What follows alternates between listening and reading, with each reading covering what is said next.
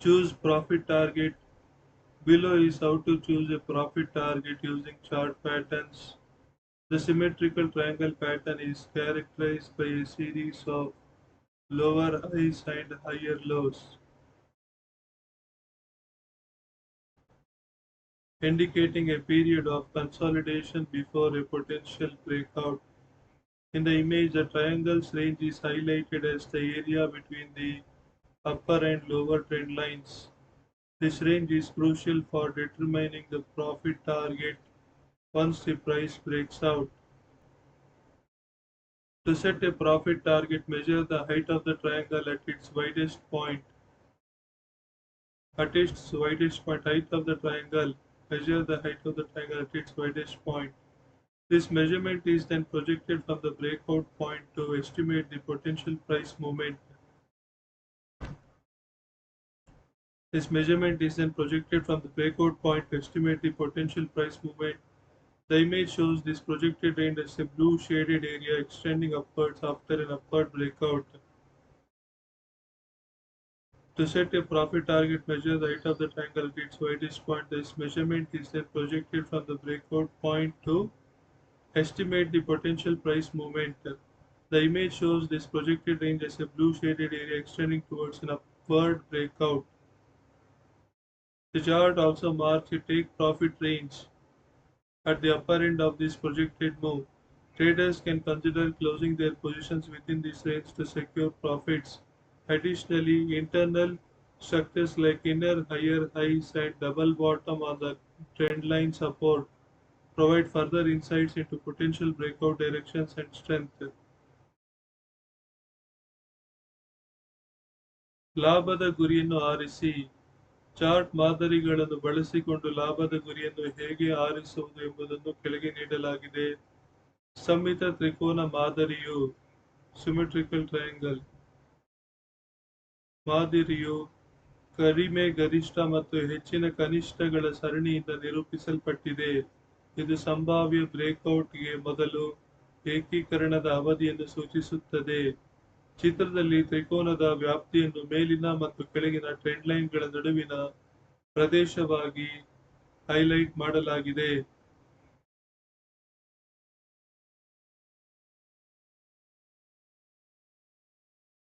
ಬೆಲೆ ಮುರಿದ ನಂತರ ಲಾಭದ ಗುರಿಯನ್ನು ನಿರ್ಧರಿಸಲು ಈ ಶ್ರೇಣಿಯು ನಿರ್ಣಾಯಕವಾಗಿದೆ. ಲಾಭದ ಗುರಿಯನ್ನು ಹೊಂದಿಸಲು ತ್ರಿಕೋನದ ಎತ್ತರವನ್ನು ಅದರ ಅಗಲವಾದ ಹಂತದಲ್ಲಿ ಅಳೆಯಿರಿ. ಸಂಭಾವ್ಯ ಬೆಲೆ ಚಲನೆಯನ್ನು ಅಂದಾಜು ಮಾಡಲು ಈ ಅಳತೆಯನ್ನು ಬ್ರೇಕ್ಔಟ್ ಪಾಯಿಂಟ್ನಿಂದ ಪ್ರಕ್ಷೇಪಿಸಲಾಗುತ್ತದೆ. ಚಿತ್ರವು ಈ ಯೋಜಿತ ಶ್ರೇಣಿಯನ್ನು ಮೇಲ್ಮುಖ ಬ್ರೇಕ್ಔಟ್ ನಂತರ ಮೇಲ್ಮುಖವಾಗಿ ವಿಸ್ತರಿಸುವ ನೀಲಿ ಛಾಯೆಯ ಪ್ರದೇಶವಾಗಿ ತೋರಿಸುತ್ತದೆ.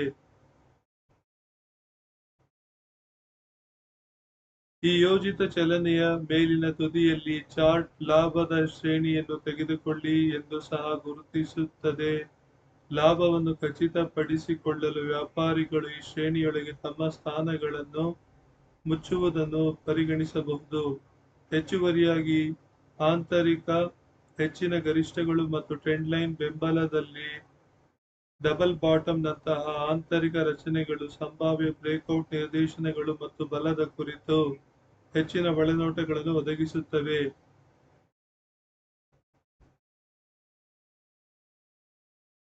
ಸೊ ಮಾರ್ಕೆಟ್ ಹೊಸ ಹೈ ಫಾರ್ಮೇಶನ್ ಮಾಡಿದೆ.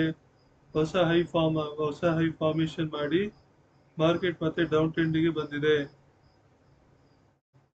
ಡೌನ್ ಟ್ರೆಂಡಿಗೆ ಬಂದು ಮಾರ್ಕೆಟ್ ಮತ್ತೆ ಇಲ್ಲಿ ಸಪೋರ್ಟ್ ಬಂದಿದೆ.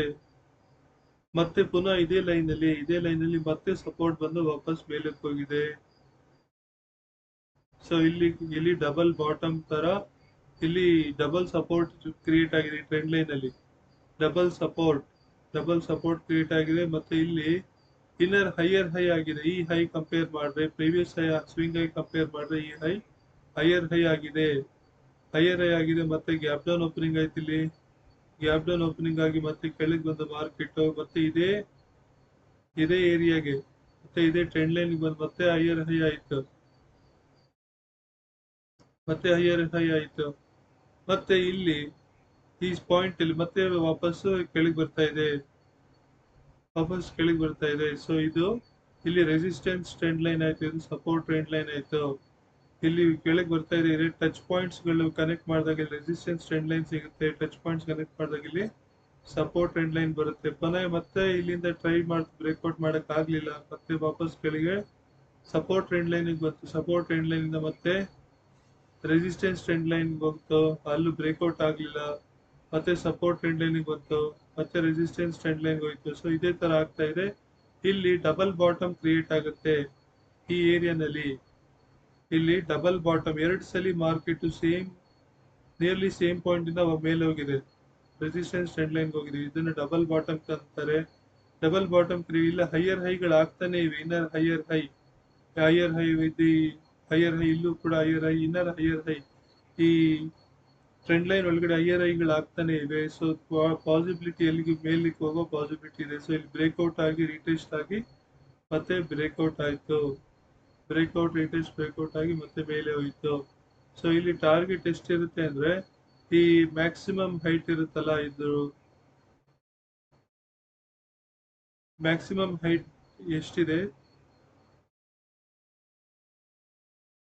this range is taken as symmetrical triangle. Maximum height ಎಷ್ಟಿದೆ ಅದೇ ಹೈಟ್ ಇಲ್ಲಿ ಟಾರ್ಗೆಟ್ ಆಗಿ ಸೆಟ್ ಮಾಡ್ಕೊಳ್ಬೇಕು. ಅದೇ ಹೈಟ್ ಇಲ್ಲಿ ಟಾರ್ಗೆಟ್ ಅಂದ್ರೆ ಇಲ್ಲಿ ಸಪೋರ್ಟ್ಸ್ ಕ್ರಿಯೇಟ್ ಆಯ್ತು, ಇಲ್ಲಿ ರೆಸಿಸ್ಟೆನ್ಸ್ ಇತ್ತು, ಇಲ್ಲಿ ಇನ್ನರ್ ಹೈ ಕ್ರಿಯೇಟ್ ಆಯ್ತು, ಹೈಯರ್ ಹೈಗಳು ಕ್ರಿಯೇಟ್ ಆಯ್ತು. ಇದಾದ್ಮೇಲೆ ಕ್ರಿಯೇಟ್ ಆದಂತಹ ಮ್ಯಾಕ್ಸಿಮಮ್ ಹೈಟ್ ಎಷ್ಟಿದೆ ಆ ಹೈಟ್ಗೆ ಇಲ್ಲಿ ಪ್ರಾಫಿಟ್ ಸೆಟ್ ಮಾಡ್ಕೊಳ್ಬೇಕು, ಸೊ ಇದು new high, inner higher ice, subsequent higher low. So ಇದೆಲ್ಲ ಹೈಯರ್ ಲೋಗಳು, ಇದು ಇನ್ನು ಹೈಯರ್ ಹೈ, ಹೈಯರ್ ಲೋ. ಇದಾದ್ಮೇಲೆ price squeeze but forming inner highs inside the pattern, price squeeze but forming inner highs inside the pattern, inner highs inside the pattern ಒಳಗಡೆ inner highಗಳು create ಆಗ್ತದೆ. Double bottom at the on the trend line support, double bottom on the trend line support, ಮತ್ತೆ inner break of high set again, ಮತ್ತೆ final gap up, breakout and retest, final gap up, breakout and retest, take profit range. This range is taken as the potential target range whenever price breaks out. New high, inner higher highs, subsequent higher lows.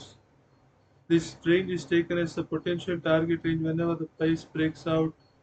Price squeeze but forming inner higher highs inside the pattern. Double bottom on the trend line support. Inner break of higher high set again, final gap up, breakout and retest, take profit range.